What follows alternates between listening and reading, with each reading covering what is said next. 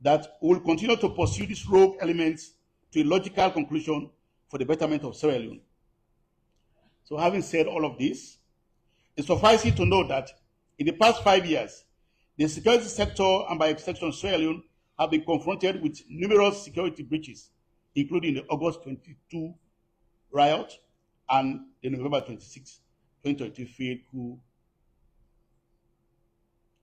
Although the security sector robustly responded to this ugly episode, they have all come at a huge cost.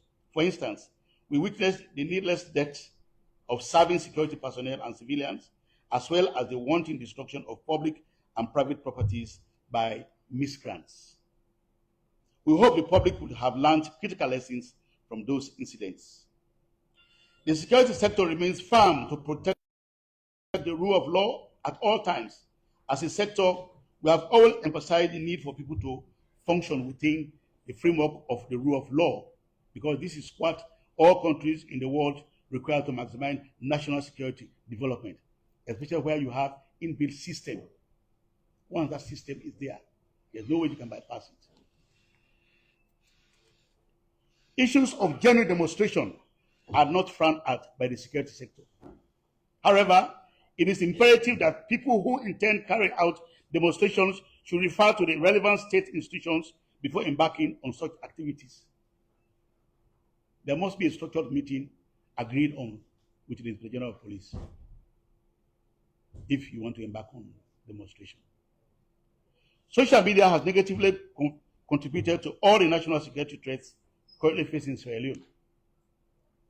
I'm using this platform to draw the public's attention to this reality and to caution the care has to be taken when reacting to social media informations. There are a lot of misinformation, disinformations, bigotry, and hate speech in most social media communications nowadays. Sadly, this could come from any quarter. However, in recognition of power of the media, we have committed ourselves to effectively reaching out to members of the public using all of our media platforms at our disposal. Even today, the director in charge of strategic communication was in one of the radios.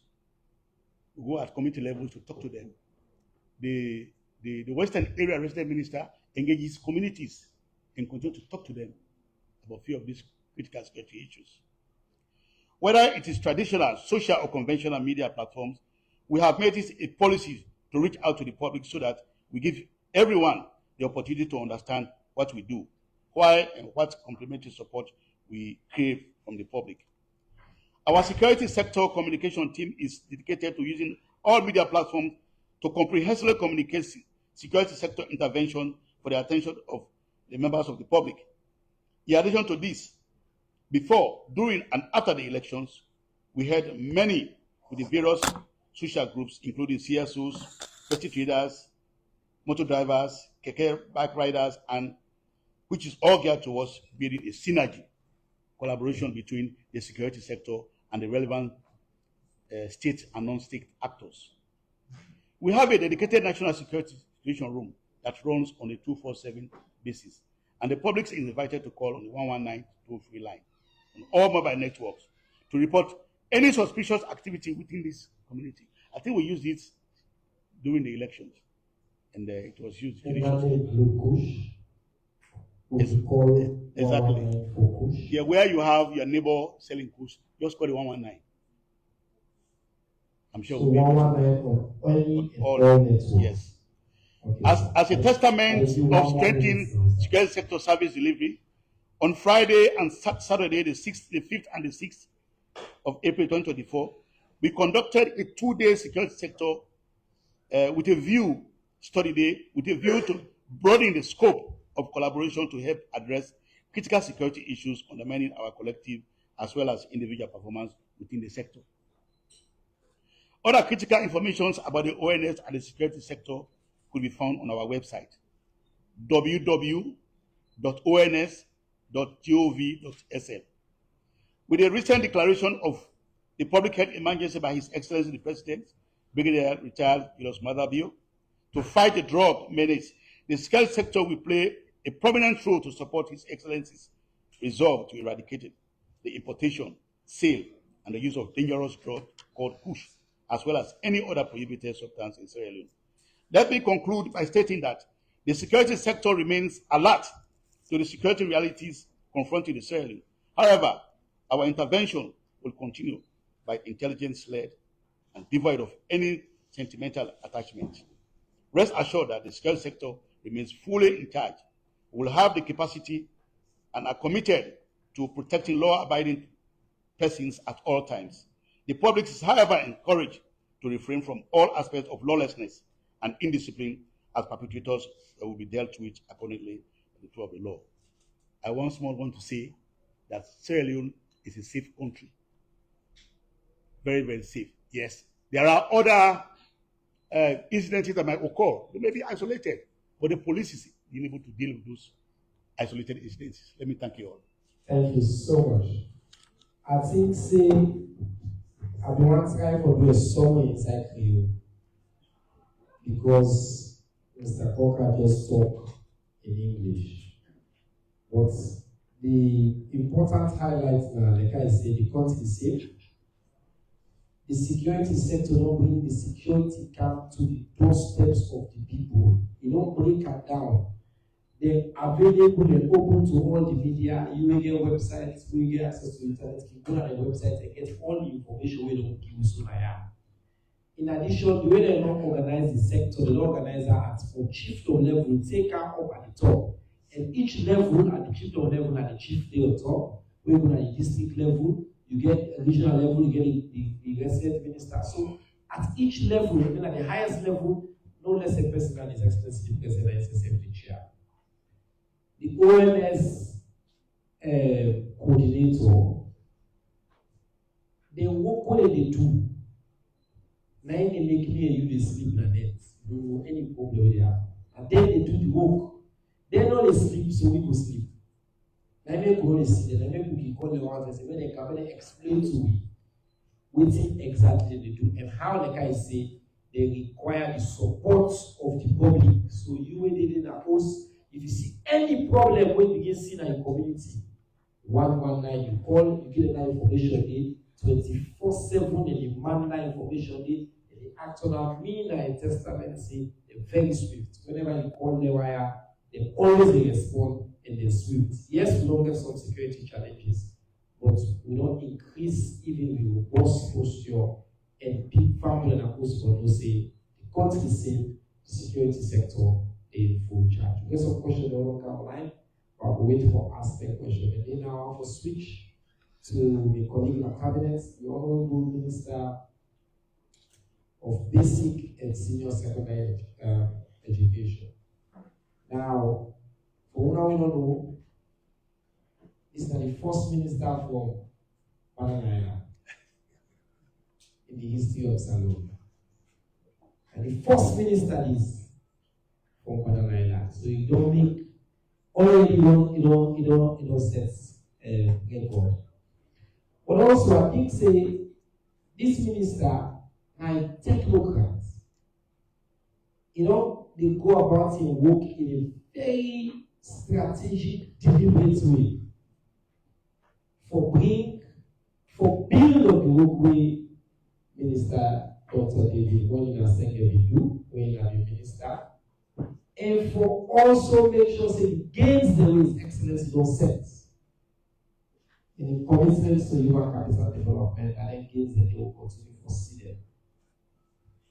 Of late, news don't go all around about public exams. Public exams. I can't for women as it's kind of you. Who news be, who can the minister, I can provide the information, awareness, post in there, to make available to get to service the video.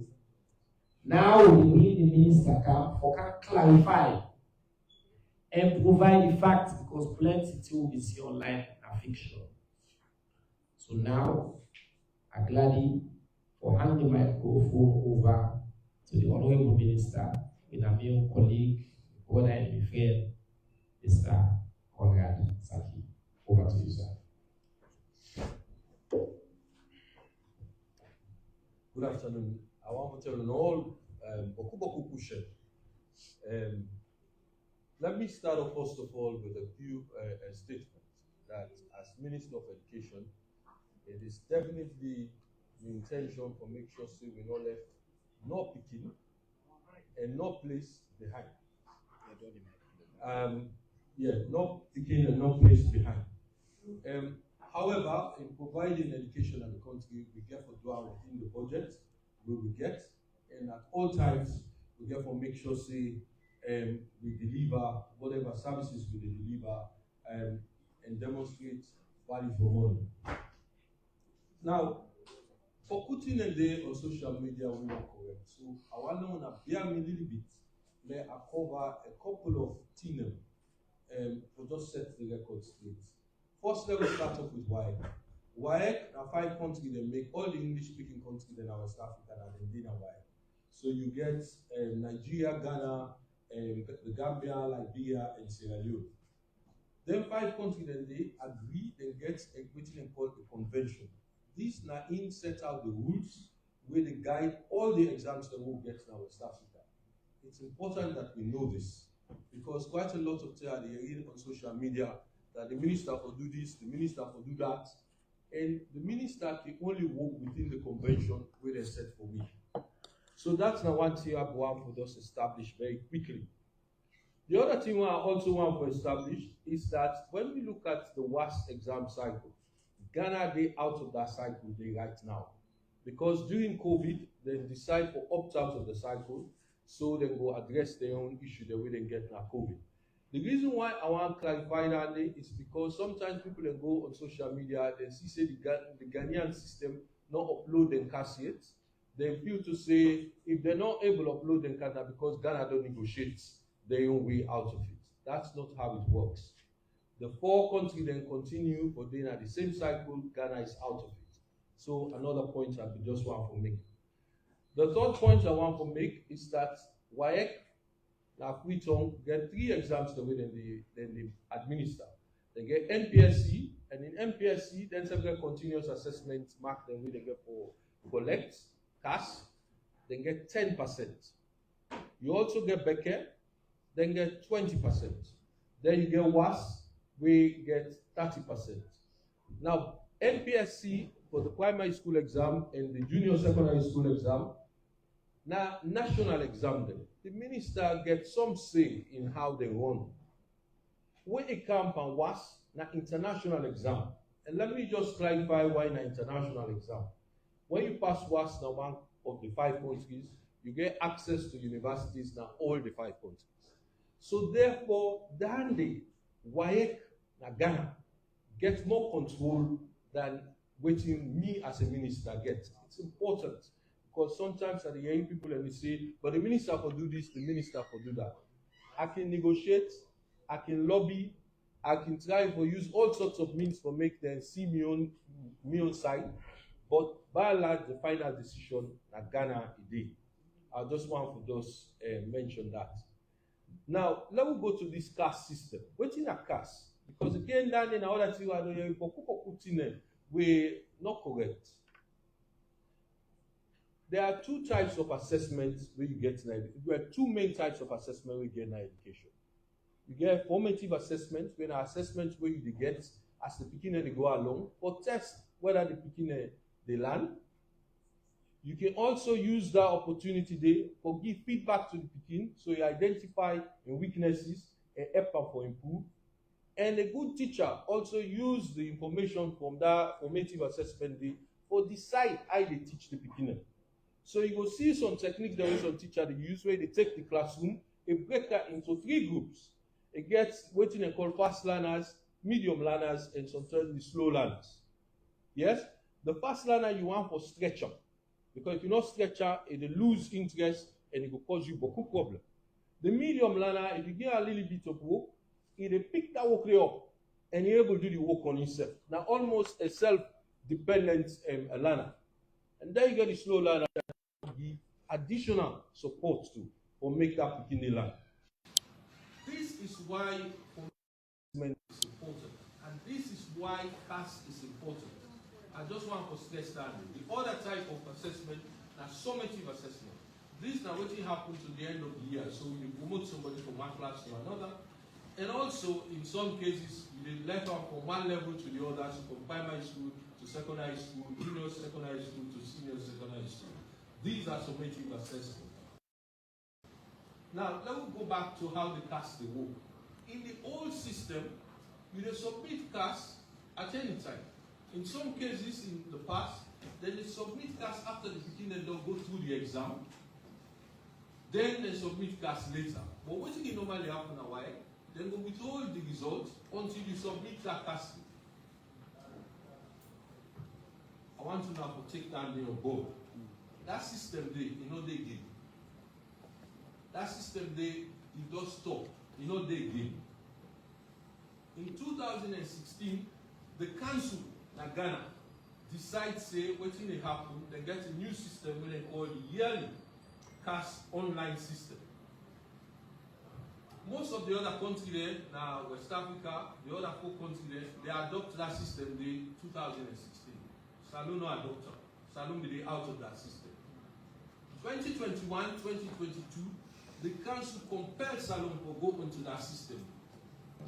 So then pick out what they take was this year, 2024. Now then begin this new system. So in this new system, what they do, they use a computer system program which say you will upload CAS every year for 3 years until you get to the point where you possibly take the exam. If you don't upload CAS in year 2, if you don't upload CAS in year 1, the system will allow you to upload CAS in year 2. If you don't upload CAS in year 1 and 2, the system will allow you to upload CAS in year 3. Somehow, when the system was